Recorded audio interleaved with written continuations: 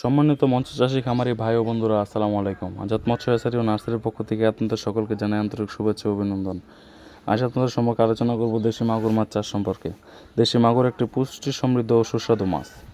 রুগীর পথ্য হিসেবে মাছটির চাহিদা রয়েছে অনেক। একসময় দেশে এই মাছটি সহজেই প্রাকৃতিক জলাশয়ে পাওয়া যেত, কিন্তু এখন দেশি মাগুর আর তেমন পাওয়া যায় না, তাই মাছটি প্রায় বিলুপ্তির পথে চলে গিয়েছিল।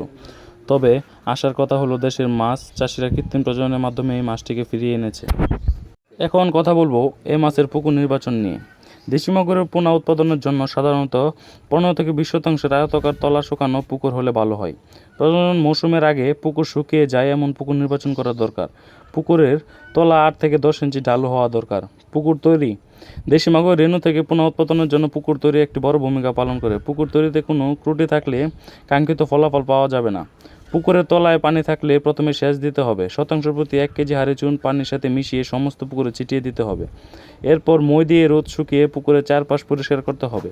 পুকুরের পাড়ে জাল দিয়ে ভালোভাবে বেড়া দিতে হবে। মাটি থেকে এ জালের উচ্চতা হবে কমপক্ষে 4 ফুটের মতো।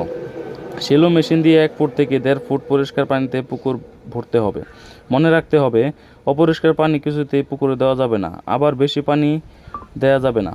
অনেক খামারি 2 থেকে 3 ফুট পানির মধ্যে রেণু ছাড়েন বলে 10 ভাগের 1 ভাগ পোনাও উৎপাদন হয় না, শুধুমাত্র পানির উচ্চতার কারণে। এখন কথা বলবো খাবার প্রয়োগ পদ্ধতি নিয়ে।